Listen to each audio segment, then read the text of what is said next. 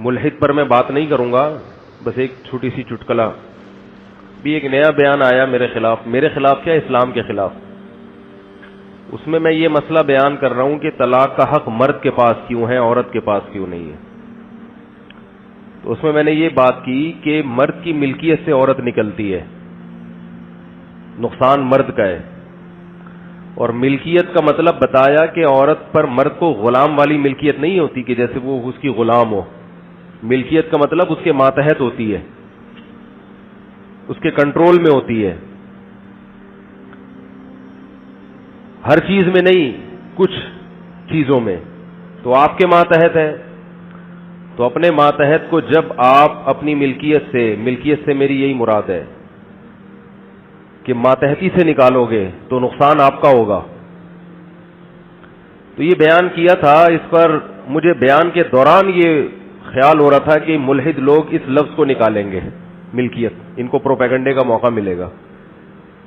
اور ایسا ہی ہوا, انہوں نے یہ لفظ نکالا. حالانکہ پوری ڈیٹیل آگے پیچھے اس کی میں نے بیان کی ہے. اس لفظ کو نکال کے پروپیگنڈا کیا کہ دیکھو اسلام اس کا قائل ہے کہ عورت مرد کی مملوکہ ہوتی ہے. مرد مالک ہے, عورت کیا ہے, اس کی غلام, گویا مملوکہ ہے. اور پھر میں نے یہ بھی بتایا اس پورے بیان میں کہ طلاق دینے میں نقصان اصل میں مرد کا ہے, عورت کا نہیں ہے. تو محترم نے جو ملحدین ہیں ان لوگوں نے یہ بھی پروپیگنڈا کیا کہ یہ بھی گراؤنڈ ریئلٹی کے خلاف بات کر رہے ہیں. طلاق میں نقصان عورت کا زیادہ ہوتا ہے, مرد کا کم ہوتا ہے. اس اعتراض کا بھی میں جواب اس بیان میں دے چکا ہوں کہ آج عورت کا نقصان اس لیے زیادہ ہو رہا ہے کہ اسلام کے آدھے حکم پر عمل کیا جا رہا ہے, آدھے پہ عمل نہیں کیا جا رہا. میں اس کو ریپیٹ نہیں کروں گا, مطلب ان تمام اعتراضات کا جواب اپنے بیان میں دے چکا ہوں میں. تو اس سے ان لوگوں کا اندازہ لگانا چاہیے کہ ملحد جو ہمارے ملک میں کام کر رہے ہیں, یوٹیوب کے ذریعے ہمارے کنٹری میں کام کر رہے ہوں, رہتے دوسرے کنٹری میں ہوں, لیکن جو کام کرنے والے لوگ ہیں ان کا مقصد حق کی تلاش نہیں ہے. ان کا مقصد ہے باتوں کو اچھالنا. جیسے فتنہ پرست انسان کو کہیں سے کوئی بات ملے نا, اچھالے گا فوراً وہ.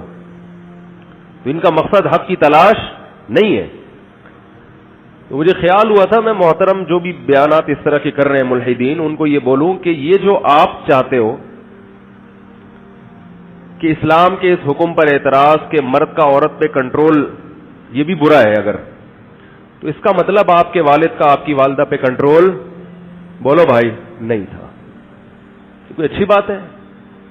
آپ کا اپنی بیگم پہ کنٹرول, بولو, نہیں ہے. اگر یہ اسلام نے جو کہا ہے کہ کنٹرول مرد کا ہوگا, تو یہ کنٹرولنگ پاور بھی اگر جو مرد کو دی ہے یہ غلط کیا ہے, تو اس کا مطلب وہ تمام لوگ بہت نیک ہیں جن کا اپنی بیویوں پہ کنٹرول نہیں ہے. پرس اٹھا کے جہاں جائیں, جس کے ساتھ رات گزاریں, جہاں ٹائم گزاریں, کنٹرول مرد کا نہیں ہونا چاہیے.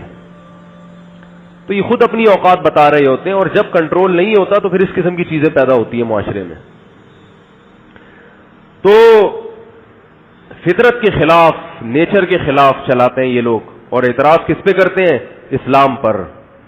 اسلام کو اللہ نے کتنے پیارے انداز میں ڈیفائن کیا, فطرت اللہ التی فطر الناس علیہا.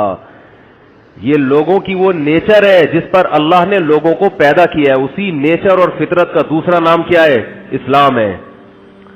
مرد کو اگر عورت پہ کنٹرول نہ دیا جائے تو مرد کو طاقت دینے کا فائدہ کیا ہے, پھر اسے پاورفل بنانے کا فائدہ کیا ہے. تو نیچر کے مطابق بات کی ہے اسلام نے.